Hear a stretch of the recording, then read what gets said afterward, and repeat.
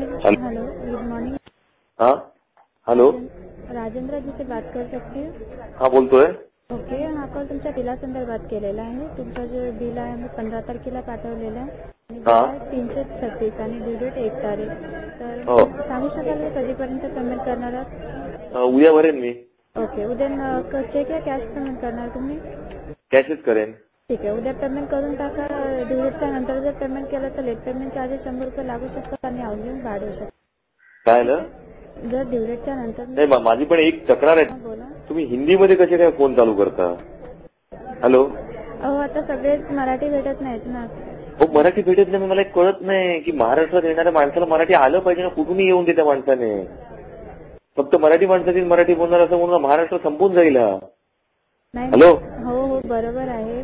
पण हा विचार तुम्ही करायचा आहे ना. तरुण सगळं मुला मुलींनी हा विचार करायचा आहे. हा आपण जर विचार हा नाही नाही, तुम्ही जे बोलताय ते बरोबर आहे. पण नाही, तुम्हाला सांगतो मी गंमत. कारण मी बंगालमध्ये होतो. तिकडे फोन आल्यानंतर मला ते हिंदीत बोलायचे नाही, माझी बंगालीत बोलायला चालू करायचे. त्यांनी गृहीत धरलं होतं मी इतके वर्ष बंगालमध्ये राहतो म्हणजे मला बंगाली आलं पाहिजे. हॅलो. आपण घरामध्ये आलेल्या पाहुण्याला काय करतो? आपल्या घरातले रीतीभाती शिकवतो ना, की त्याच्या रीतीभातीप्रमाणे वागतो. हॅलो. हो हो, तुम्ही जे बोलताय ते एकदम बरोबर. हे फार इन्सल्टिंग वाटतं हिंदीतून हे बोलणं. मला असं वाटतं की माझ्या घरातून मला कोणी बाहेर काढलं असं वाटतं मला. बापरे, सॉरी.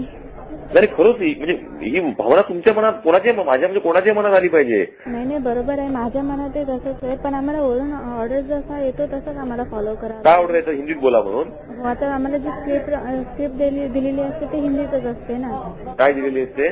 आता जी स्क्रिप्ट मी तुमच्याशी बोलली ना ती आम्हाला हिंदीतच दिलेली आहे ना. पण तुम्ही सांगायला पाहिजे ना हे करून की मराठी माणसं समोर आहेत त्यांना आम्ही, म्हणजे कसं झालं माहितीये का, मी तुमच्या घरात आलो आणि तुमचं काही ऐकलं माझंच मी चालू केलं. नाही मला असं पाहिजे तसं पाहिजे असं. हॅलो. हो हो हो. भाषा ही जर आई असेल ना तर आईचा अपमान केल्यासारखा प्रकार झाला तो. नाही, मी तुमच्या भावना पूर्णपणे समजू शकते. नाही, तुम्ही हे वरती पण भावना कळवा की महाराष्ट्रामध्ये मराठी किंवा इंग्लिश या दोन भाषेतच बोललं पाहिजे. ठीक आहे, मी ना इथे अपडेट करते की तुमची म्हणजे ही रिक्वेस्ट इथे टाकते मी तुमची. नाही, ही रिक्वेस्ट अशी टाका की महाराष्ट्रामध्ये महाराष्ट्राची राज्यभाषा मराठी आहे. इथे येणाऱ्या माणसाला मराठी येणं हे गृहीत धरलं पाहिजे किंवा फार तर इंग्रजी हिंदी सारख्या अडाणी भाषेत आम्हाला बोलायचं नाही. एकदम बरोबर आहे तुमचं. तुम्हाला मी 2 मिनिटं वेळ आहे का तुम्हाला? हो, बोला ना. हा, सांगतो तुम्हाला. मी हिंदी आणि मराठीला फरक तुम्हाला सांगतो समजून. मराठी ही 2000 वर्ष जुनी भाषा आहे. हो. कळलं का? हिंदीला 500 वर्ष पण झाली नाहीत. येशू ख्रिस्ताच्या काळात सातवाहन राजे राज्य करायचे महाराष्ट्रावर, म्हणजे इसवी सनाच्या पहिल्या शतकात. त्यावेळेपासून मराठीचा वापर महाराष्ट्रात चालू आहे. कळलं का? आणि हिंदी ही अकबराच्या दरबारामध्ये साधारण 16व्या शतकामध्ये बाहेरच्या हातातले भय्ये उभे राहायचे भाले घेऊन, तरी उभ्या उभ्या एकमेकाची बोलायची भाषा ती हिंदी, म्हणून त्याला खरी बोली म्हणायची. कळलं का? हो हो, एकदम बरोबर. फक्त त्यांची लोकसंख्या उत्तर भारतीयांची जास्त आहे, हा त्यांचा दोष आहे, त्यांचा काय गुण नव्हे तो. त्यामुळे त्यांची भाषा आपल्यावर लादून घेण्याचे आपल्याला कारण नाही. तशी उंदराची लोकसंख्या पण या देशात जास्त आहे. मग चिची भाषा काय राष्ट्रभाषा होत नाही? एकदम बरोबर आहे. खरं आहे की नाही? हे वास्तव ह्या हो, एकदम बरोबर आहे. बरोबर आहे की नाही? हिंदुस्थानामधल्या 28 राज्यापैकी 27 राज्यांना हे कळतं म्हणून ते आपली भाषा आणि इंग्लिश या दोनच भाषांचा वापर करतात. हिंदी सारख्या अडाणी भाषेचा वापर करत नाहीत. मी सिनियर्सला देऊ का तुम्हाला बोलायला? तुम्ही त्यांना बोलताय का? नाही, तुम्ही सांगा. मला वेळ नाहीये हे करायला. तर हा माझ्या भावना कळवा. मला यापुढे हिंदीतून आलेला फोन चालणार नाही. आयदर इंग्लिश और मराठी. ओके, ठीक आहे. मी ते अपडेट करते आणि थँक्यू तुम्ही मला जे नॉलेज दिलं त्याच्यावर. आपलं नाव काय? मी पूर्णपणे सहमत आहे तुमच्याशी. आपलं नाव काय? वैशाली. हा, तर हा जरा नाही बघा. हॅलो. हा बोला. एक लक्षात घ्या. हॅलो.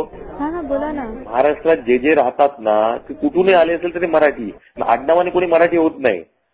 पवार, गोडबोले, आपटे, सामंत मराठी हिंदी बोलत असेल ते अमराठी, आणि अयंगार, सिंग, तिवारी जर मराठी बोलत असेल ते मराठी. ही भावना डोक्यात ठेवली पाहिजे. आपण चूक हीच करतो. मी मराठी आहे पण हिंदीत बोलतो. ही याला काय अर्थ आहे? त्याच्यापेक्षा इकडे येणारे कोणी असा मराठीत बोला हा आग्रह ना आपली भाषा विस्तारते. बंगालमध्ये मला अनुभव आला. त्यांनी मला कधी आडनाव किंवा तुम्ही कुठून विचारलं नाही. बांगला बोलची का विचारायचे. बांगला येतं का? बोलू. तामिळनाडूत हाच अनुभव आला. डायरेक्ट तामिळ बोलायला चालू करायचे कोण कुठून आला न विचारता. आणि आपण हा पंक्तीभेद इकडे कशाला करतोय महाराष्ट्रात?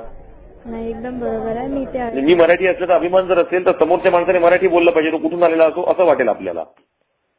आपण आपली भाषा नाही सोडणार. खरं आहे ना? ठीक आहे.